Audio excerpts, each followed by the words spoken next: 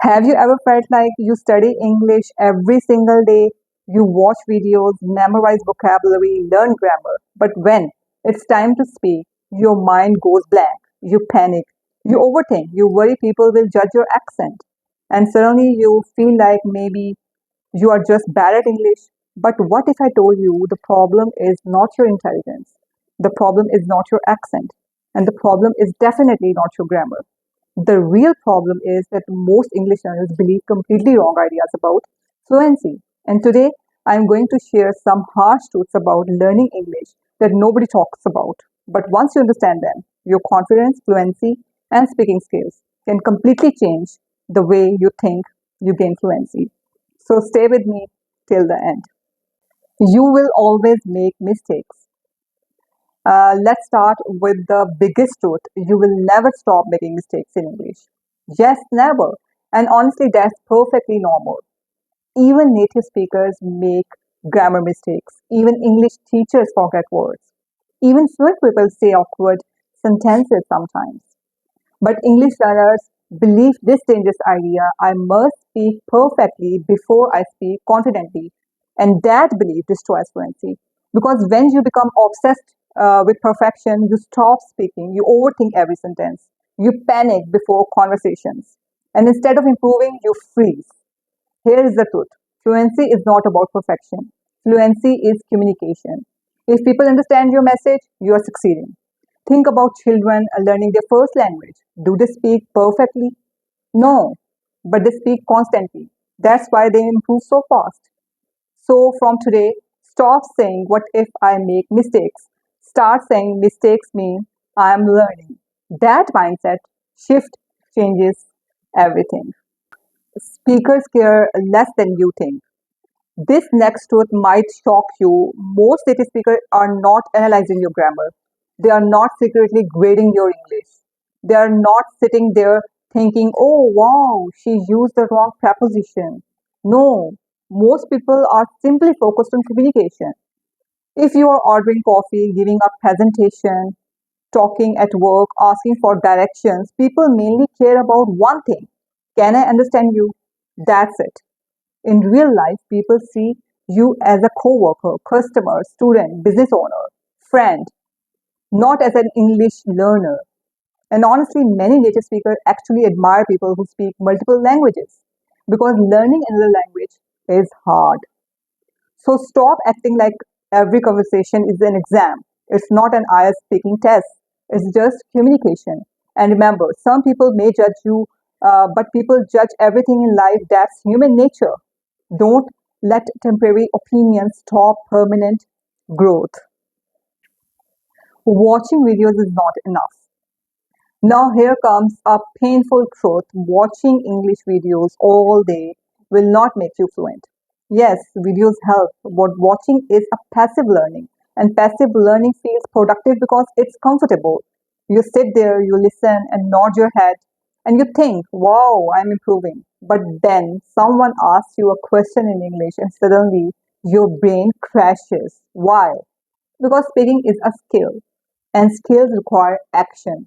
You cannot learn swimming by watching swimming videos. You cannot learn driving by watching driving tutorials. And you cannot become fluent by only consuming content. You must interact with English. So here's what you should be do instead: pause the video, repeat the sentence, speak loud, create your own examples. If the video teaches break the ice, don't just understand it, use it. I told a joke to break the ice at the meeting. Record yourself speaking. This is the one of the most powerful techniques ever because recording forces your brain to produce language, not just recognize it. And production creates fluency. Repetition is the secret that nobody likes. Most students quit vocabulary too early. They hear a word once, maybe twice, and expect their brain to remember forever. But your brain doesn't work like that. Your brain deletes information it thinks is unimportant. So if you learn a phrase once and never use it again, your brain says, okay, not important, delete it. That's why repetition matters so much. You need to repeat words again, again, and again. Not once, not twice, sometimes 10 times, 20 times, even more. That's how information moves into long term memory. Successful learners are not smarter, they simply repeat more. So, if you really want fluency, repeat vocabulary daily, imitate native pronunciation, visit old lessons, and recycle expressions in conversations. Repetition feels boring, but fluency is built on boring consistency. Confidence comes after action. This truth changed my entire perspective on learning. Most students say, I will speak English when I feel confident. But confidence does not come first. Actions come first. Confidence is the result of repeated action. Think about riding a bicycle. Were you confident on day one? Of course not. You become confident after practicing. English works the same way. You build confidence by speaking badly, making awkward mistakes, feeling uncomfortable, and continuing anyway. That's growth. So, if you are waiting to feel ready before speaking English, you may wait forever. Instead, speak now, practice now, record yourself now. Confidence will catch up later. Stress is destroying your learning. This might be most important truth in the entire video. Stress slows learning.